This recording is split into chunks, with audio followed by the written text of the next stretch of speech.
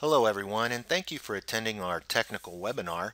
My name is Bob Potok, and I'm joined today by Joe Skaczynski, co-founder and CTO of Casio. Today we're going to talk about production test, and more specifically, the challenge of declining fault coverage, and whether or not you should consider embedded test as a potential solution. Let's go ahead and get started. Today's webinar is going to begin with what is the impact of declining coverage. Essentially, we'll take a look at the cause and then how that cause is manifesting itself on the production test floor. We'll then move into how can embedded test improve your coverage, what is embedded test, and how the benefits can be seen on the production test floor. Then we'll move into a demonstration so you can see firsthand how an embedded test strategy is implemented, and you'll see the benefits in terms of fault detection and identification. And then we'll move into a Q&A session where we can address your questions. So let's start with the impact of the declining coverage. Structural test is highly dependent upon test point access, and there are a couple things occurring in the industry that are limiting that test point access. First, we're seeing shrinking test point size and pitch, so literally the probes can't access these small test points. Secondly, we're seeing fewer test points, and that's being driven by HDI technology with blind and buried vias, as well as surface mount technology, which leads to advanced packaging with very high pin counts. There are just fewer test points, and in addition, engineers are putting fewer test points on the board because of the ultra miniaturization of their products. They literally just don't have the space anymore.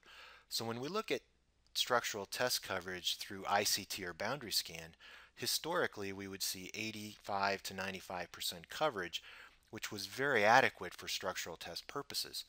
But with the introduction of this new technology and the miniaturization of products, suddenly that test coverage is falling to 30 to 60%, and that becomes problematic on the production test floor. So let's take a look at what that impact might be. One impact or symptom of poor structural test coverage is the OS boot failure predictability. And let me explain what I mean by that. When we look at a typical test process, a board will go through an ICT structural test. We get a pass. We may then go into a boundary scan test, and again we get a pass. So the expectation is that the OS should boot successfully if the structural test coverage was adequate. And that OS boot could be Linux, Android, Windows, and so forth. The problem being seen on the production test floor is that when we do get an ICT test pass and we do get a boundary scan test pass, we're starting to see OS boot failures. And that becomes problematic because there is no early indication or predictability of that OS boot failure. All the structural tests have passed, but the OS boot fails.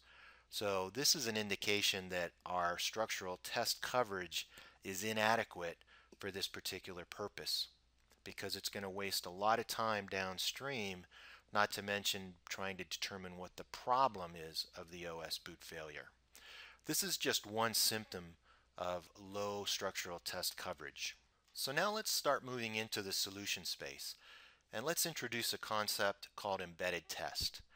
And if we look at our existing test process, embedded test would follow boundary scan or ICT, your structural test methodology, and before the OS boot process.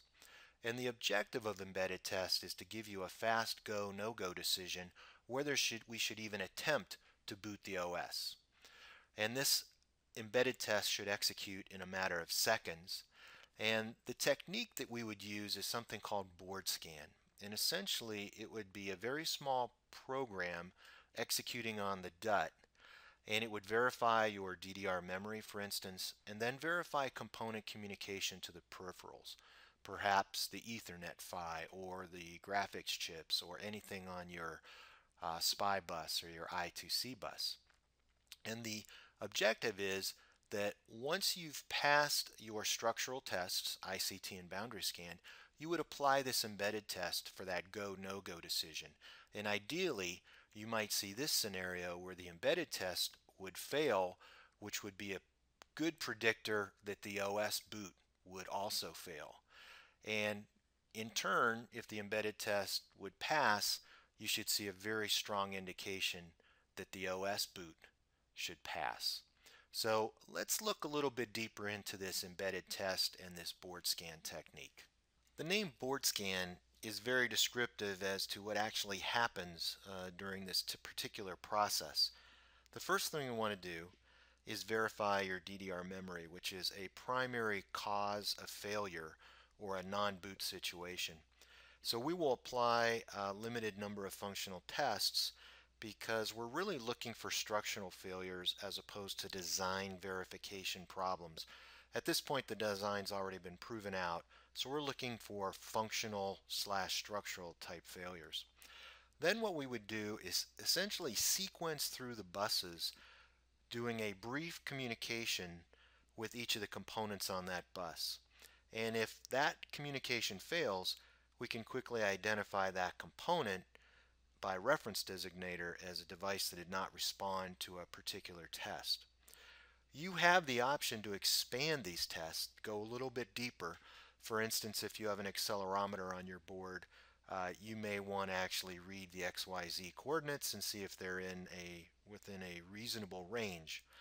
You also have the ability to communicate via a debug console. So one of the benefits of the embedded test is the ability to move into a debug mode. The microkernel on top of that's actually executing these tests has the ability to go into a peek and poke mode for memory and registers. It can also do in-systems programming if you actually want to write the results of the scan test into some flash or non-volatile memory. Now, one thing that we're also considering in the future, ideally this should be executed out of on-chip memory, SoC on-chip memory, to essentially eliminate any board dependencies. So we start with the SoC and then we essentially go out from there starting with the memory. So again, the description, board scan, is very literal in terms of how we approach this problem. Let's stay on the board scan topic, but let's look at it from a little bit different perspective. So the image at the bottom is a board that would be initially on the production test floor, perhaps just finished its structural test. Our objective here is to increase our confidence in that board so that we can successfully boot an operating system, whether that be Linux, Windows, etc. The board scan box here is just a different view depicting the board scan process.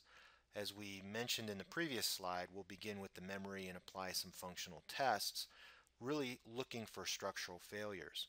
We might then go on to an I2C bus where we have a sensor, a power management chip, and an E2 PROM, verify that we can communicate with those peripheral chips, then maybe move on to the PHY, and finally the GPIO. Now, as I mentioned earlier, we also have the option of expanding that board scan coverage with some scripts. So for instance, we may have a temperature sensor that we may actually want to read the temperature and verify that it is operating within correct parameters. We also may have a script that actually drives the LEDs so that if the board scan test passes, we may want to light a particular LED as a pass indicator, for instance. Another option that you have on top of board scan is to actually expand the test process to incorporate more true functional tests. For instance, you may want to add a display test and run through a range of screen display testing for that particular device. That's also very doable in the board scan process. It's really up to what you're trying to accomplish at this phase of the test process. Now, how is this all accomplished? Earlier I mentioned this microkernel, and it's really what we call VTOS. It's a verification and test operating system. It's a very lightweight special purpose operating system, and it's more than I want to talk about in this particular webinar, but you can go to our website and learn more if you like. So the objective here is to get from an untested board to an operating system boot as quickly as efficiently as possible. At a minimum, you have board scan extensible with scripts, extensible with functional tests. Now let's talk about how I would actually create a board scan test sequence. Let's start with test program development and debug. This particular environment built on VTOS has the ability to operate with multiple boards concurrently. So if we look at this image to the right, we're going to see an application called Integration Workbench that actually operates on a laptop. This is essentially the user console. The communication middleware is what we call VLink. And VLink has the ability to communicate with up to 8 boards concurrently using serial USB or Ethernet. And that VLink connection to Integration Workbench can be a remote connection. So the boards could be sitting in the lab, you could be doing test program development at your desk. But what's important here is the board concurrency for debug and test development. It's a very powerful environment. So what we want to do is go in and configure board scan. And essentially what you would be doing is adding component information on a bus by bus basis. So for instance, you may have a device sitting on the SPI bus, you may have a device sitting on the PCI bus. You would have to incorporate its base register addresses, a potentially expected result from a read. So this is a very cursory test of the device just to make sure I can communicate it. But the implied coverage here is very high, such that if I can truly communicate with that temperature sensor and get a good temperature out of it, chances are the chip is fully operational. And as I mentioned earlier, you can optionally extend the test depth to any level you want using scripting or actual functional tests with accompanying device drivers. Now, as part of the test program development process, you need an environment that gives you a lot of flexibility on creating that test sequence so that you can optimize test coverage versus time. So the test capabilities within Integration Workbench include command line, a very flexible scripting language where there's no compilation, and those test scripts would automatically be embedded into the VTOS operating system so that they would be executed automatically. For debugging purposes, you have 6 levels of tracing with logging so that you can look really deep into a problem at literally at the register reader write level. You also have in-system program capability not only for non-volatile memory like flash, but you can also program your FPGAs using this environment as well. So the test program development environment serves a dual purpose in terms of development, but it also has very powerful debug capabilities when that problem does arise. Now let's look at the runtime execution environment. As we mentioned in the previous slide, we use VLink as the communication middleware.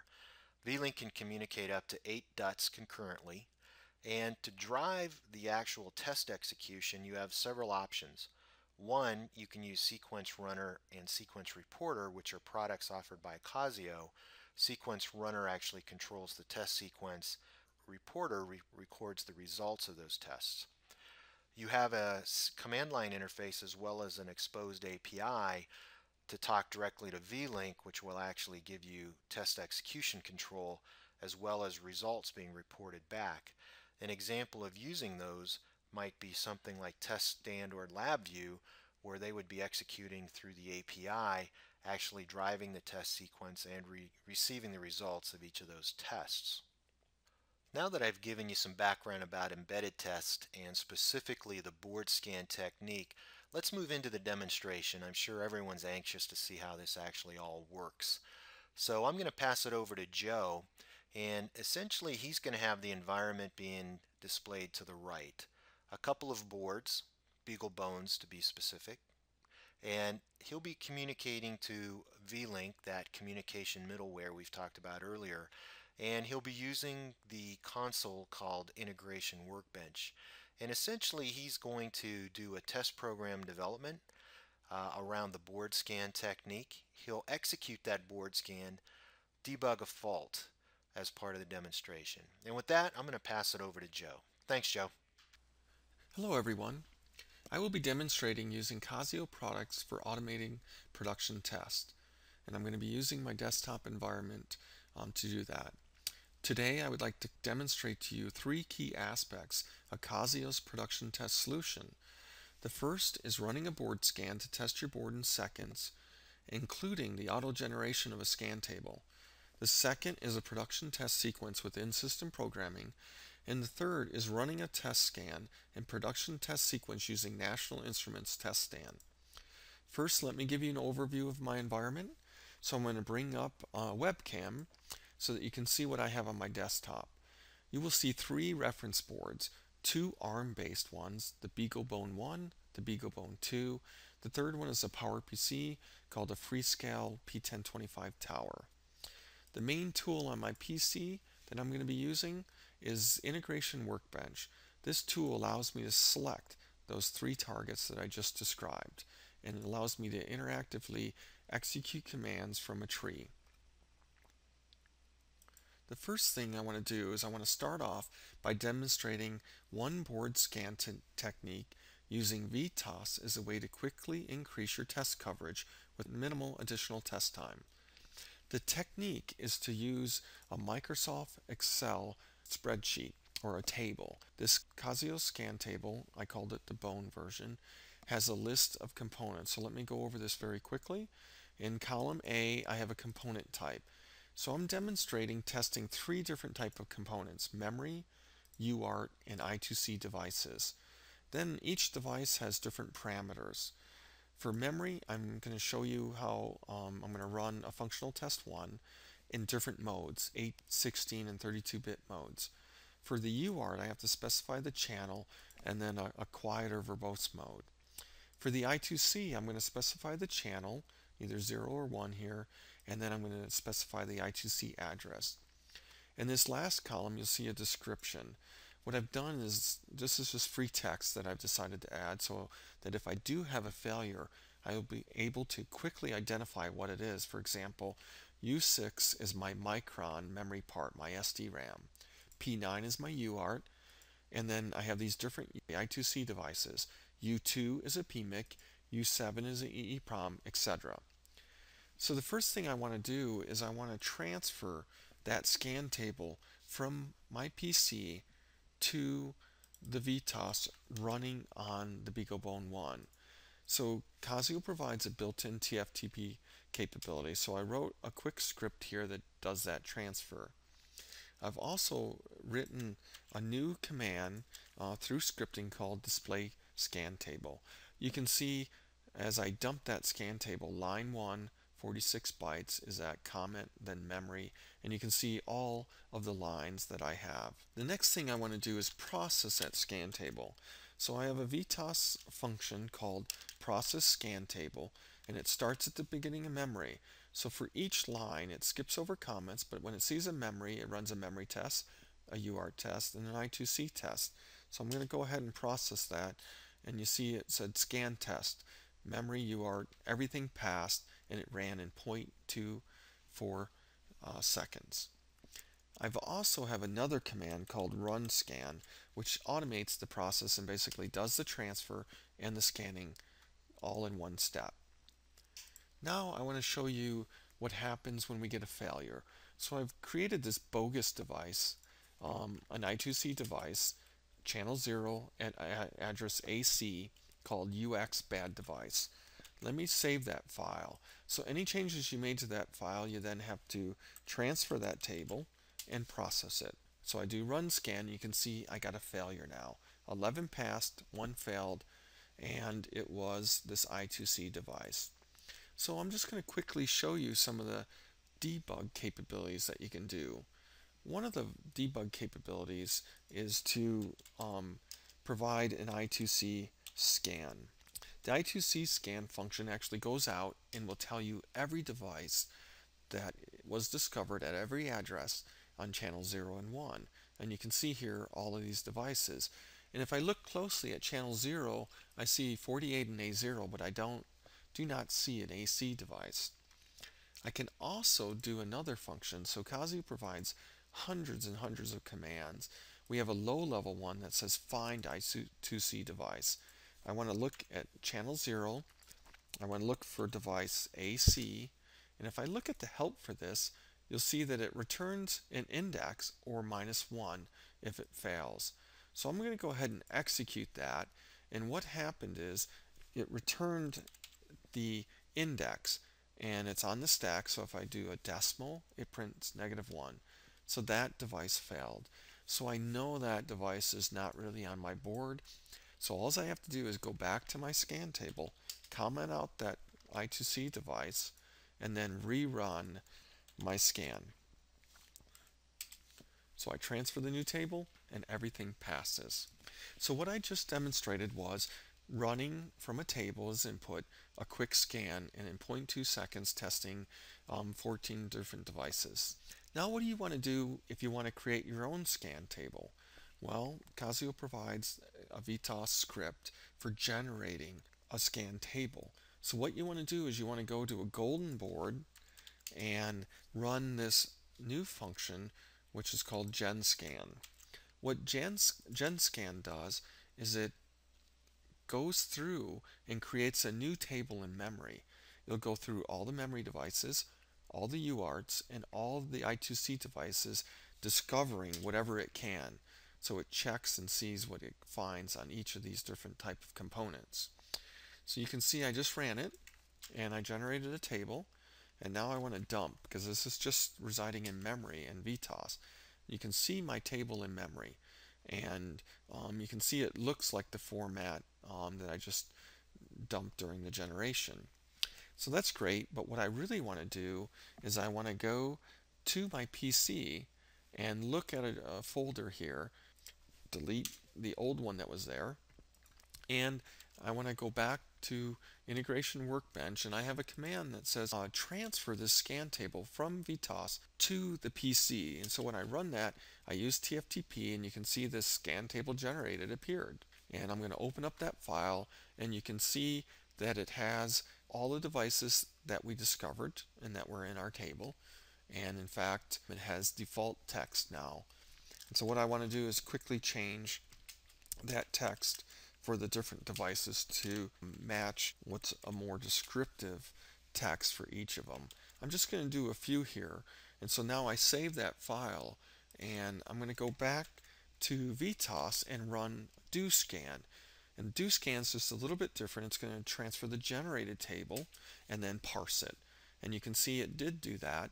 And what happened is it did find 2 UART devices, but the test on UART 0 failed because I'm using that for communication with VLink. So the interrupt test failed. So I just want to comment that out, then do my DoScan again, and now you'll see that all of the tests pass. So what I've done is I've used VTOS to generate a new scan table, transferred it to my PC, and was able to process that scan table. Quickly run that. In fact, if I wanted, I could run, so if I went over to BeagleBone 2, I can show you running that same scan table that we ran earlier on BeagleBone 2. And you'll see that, oh, I ran it, and one of the key differences using the Casio scan table for the bone, you can see that I have 2 failures, one at AA and one at AC. The BeagleBone, you can buy different capes. So what happened is I don't have the RS-232 cape on my second BeagleBone. So what I'm going to do so I'm consistent is I want to comment out the 2 failing I2C devices so that I have uniformity between the 2 platforms. I'm going to save that, and then I'm going to run my scan, and now I have a test that runs and passes on both boards. The reason I'm doing this is to transition into production tests and automating it for production tests. So I'm going to pause here a minute. So I showed you how to generate a scan table and how to process that scan table to quickly increase your test coverage in a minimal test time. My next step is to develop and debug a functional test sequence for production tests. So I'm going to use Integration Workbench to create 3 things actually. Transitioning to BeagleBone 1, I'm going to create 3 things: a production test suite, a production test sequence file, and test routines for a couple components that were not covered in the standard VTOS. What I want to do here now is bring up an editor and show you a production.ksc file. This is a Casio script file, and it's production test suite, and it defined 14 tests that I want to run. The ones in uppercase are coming strictly out of the Casio library. The ones that are in lowercase, I've improvised slightly or created my own test sequences. So you see there's 14 tests, and in the end it creates something called test.production. So using just the Windows Explorer, I'm going to drag and drop the production test suite from the BeagleBone folder. So Casio has a whole library of test example scripts. So drag that production test script into VTOS and you'll see that it immediately created this thing called test.production. If I do a report on it, you'll get a report of all the different test cases. If I do a tree on it, you'll get it'll show you the tests that will be run and the nesting of the test suites. So SDRAM settings, walking zeros, as you saw in my script file. So I'm going to go ahead and run this on BeagleBone 1, and you'll see that it runs. And then I do see a test failure that one of the pressure sensor is out of range. So I can do a report on that and see, yes, I do have a failure. Before I start troubleshooting, I'm going to want to run this on BeagleBone 2. And so what I have to do is drag in that production test script into BeagleBone 2 and go ahead and run it. And you'll see that once it's done, that all 23 passed. I have no failures. And get a clearer view of that, I run the report command. Yes, everything has passed. So what I've done is shown you a way to create a production test script. And I also, in a minute, will show you how to debug it. But to complete our development, I want to bring up this editor and show you how I've improvised. So I've created something called My Ethernet. This is one of those tests that was in lowercase. If I run that, you will see that it's going to do just this. It's going to set an environment variable, so I can demonstrate how to change an environment variable to change the Ethernet packet count, and then run a MAC loopback. When I run that, it'll just print a message and then run it, and everything passed. And so that's a quick way of making your own test suite so that you can change environment variables. Another thing I want to show you is I've created something called test.sdmmc. What I want to do is have my own SDMMC SD card testing. And so this is a script that basically defines a couple environment variables and then runs a test suite where it defines the card slot, which is a passed-in variable, and it runs. And if it's using MMC and init, if it's present or not detected, it'll print a message. And then if it is present, it'll go ahead and run a size and give me some additional information about that card slot. Now that's a method, so you have to pass it a variable. I've also created a test suite or test diagnostic test that's going to print a message, run that method, and then follow the example of what the diagnostic test has to do and print the results. And so what I want to do is to debug this, I'm coming back to my Windows Explorer and I want to drag that in. And so what happens is you're defining a new command. And so now if I run that test SDMMC, you can see it's present, the size, and some other information. So that just quickly show you how you can use Integration Workbench to develop your own test suites. Now back to troubleshooting. As you recall, when I ran my production test suite, I had a failure on BeagleBone 1. So you can see my failure. What I can do to troubleshoot that is run this test again. Yes, it's still failing. One of the nice things about scripting is I can define all kinds of new routines. One of them I defined is one called pressure pull. If I run that, it's going to go ahead in an infinite loop and read some values and print the raw value and the converted value in Celsius. And you can see that this value is coming back all FF. So I've troubleshooted my problem. This particular BeagleBone setup that I had has a bad weather card, or to be more precise, a bad pressure sensor. Every time we call it, it returns all Fs, and it actually fails my overall production test suite. So that is a way to create a production test script and troubleshoot it and use Integration Workbench for developing it. Next, I want to show you a few ways of automating that sequence. The first way I want to show you to automate the test sequence is called production.xml.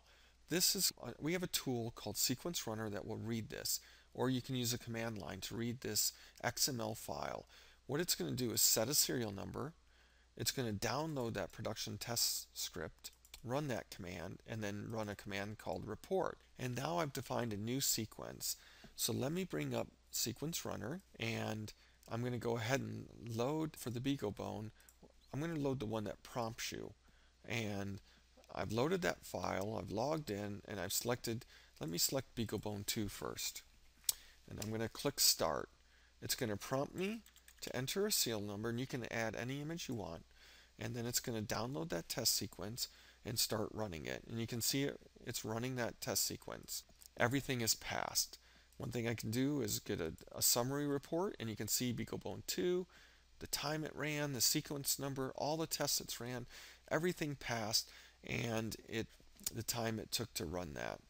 And now I can switch to run that same test sequence. Even without loading it, I'm going to run BeagleBone 1, and now you can see that it's going to run. And in the background, you'll see that Integration Workbench provides a window into what's going on in the background. That failed. So now when I do a view on the summary report, you'll see that I got that one failure that's highlighted here. I can also get a detailed report, and the detailed report will show everything that you just saw on Integration Workbench. Another way, so now I've just demonstrated using Sequence Runner, a GUI, to do your automated test sequence. Another way to automate running is using the CLI. So now if I come back up, what I've done is just used a batch file, and I can go ahead and use a batch file to execute running on fixture 1, so I'll call it BeagleBone 1, and use the command line in a batch file to download that and do that same sequence just using a command line interface. One of the nice features of the V-Link and Casio environment is you can actually test multiple devices all at simultaneously. I have a batch file that's actually going to bring up 3 windows, call the CLI on all 3 targets. And the neat thing about this is it's going to do so for even the tower platform, right? The tower platform, I'll give it a sequence number. This is BeagleBone 2, and you'll see that each of these windows is now running a test sequence, and I told it to loop twice. And so I'm testing a BeagleBone 1, BeagleBone 2, and the tower platform all simultaneously.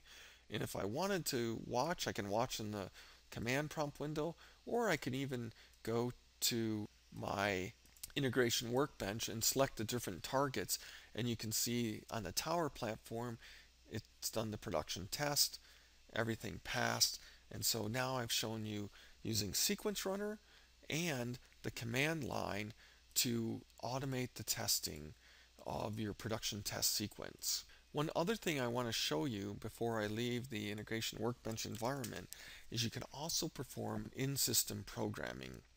Casio allows you to program any device that's accessible on your hardware. Image.debug is a command that will display the different targets. If you want, you can use VTOS in a simple image.program command to transfer from the PC and program memory. Program the Casio file system, which allows you to add, for example, new scripts, FPGA images, and things like that, so that you could program the FPGA, program the NOR flash, or these different boot devices.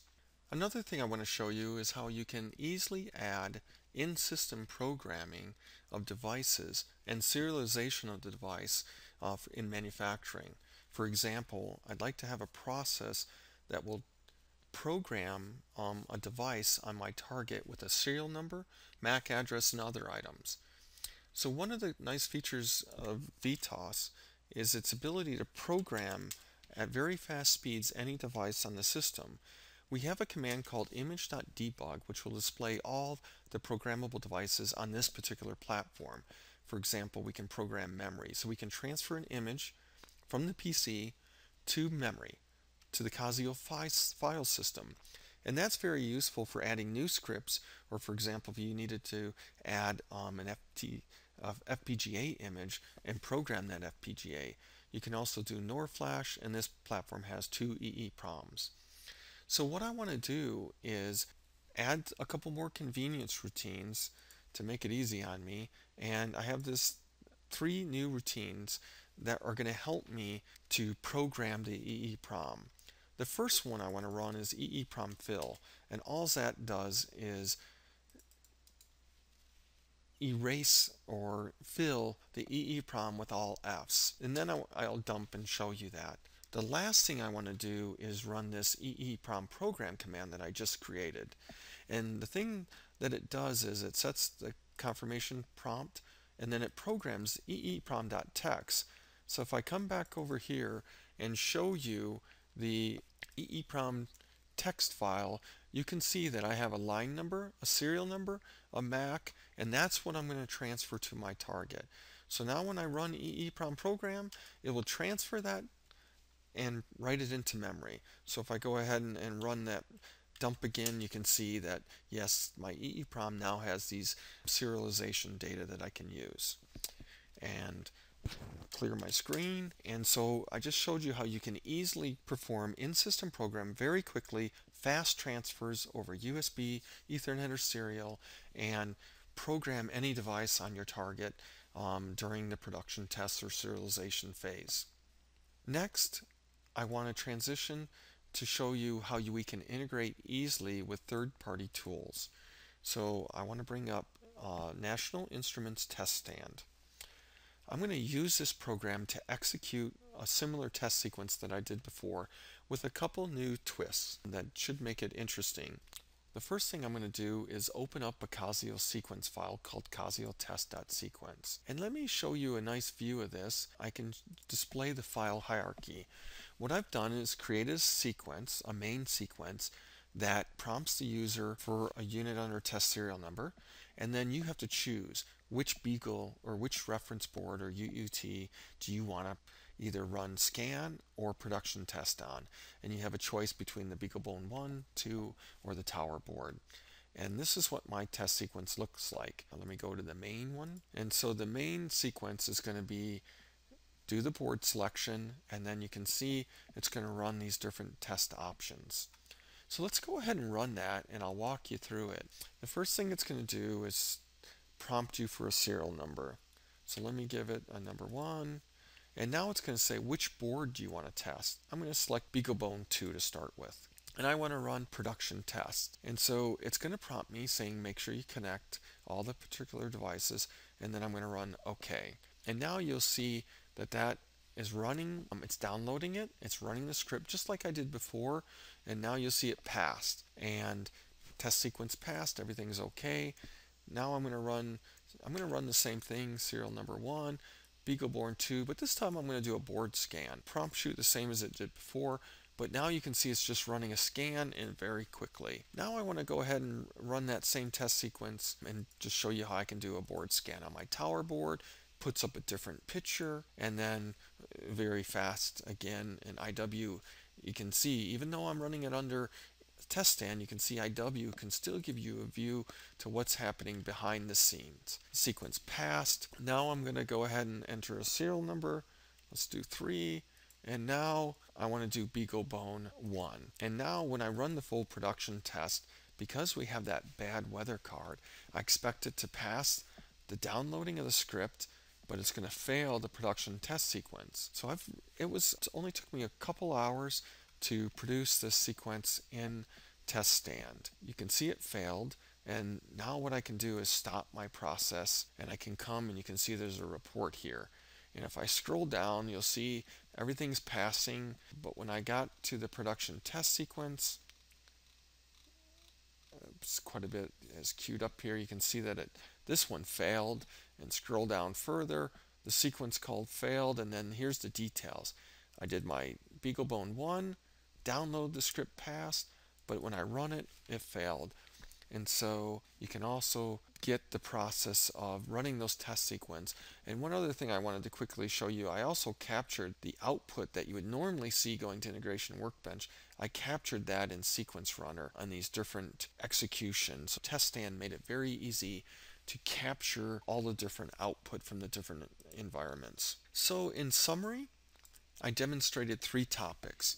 Using VTOS to implement a very fast board scan technique that extends test coverage and does it in seconds, including the auto generation of a scan table. I also covered using VTOS for extending production test coverage, using Integration Workbench for test development, using multiple PC programs for automating production test coverage, CLI and Sequence Runner, and then I demonstrating testing multiple devices in parallel and how you can easily provide or perform in-system programming, and EEPROM was our example.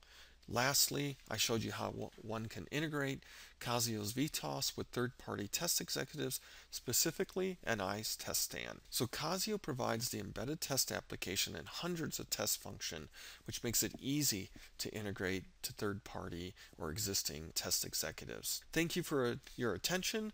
Let's transfer back to Bob in the Q&A portion. Thanks, Joe, for that great demonstration. Let's wrap up our webinar with a few last key points. First, you can increase your production fault coverage with a solution called embedded test.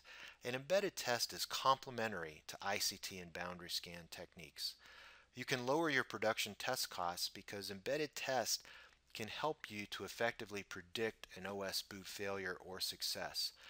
It will also give you better fault isolation as to why that failure may have occurred, and that test execution is extremely fast in a matter of seconds.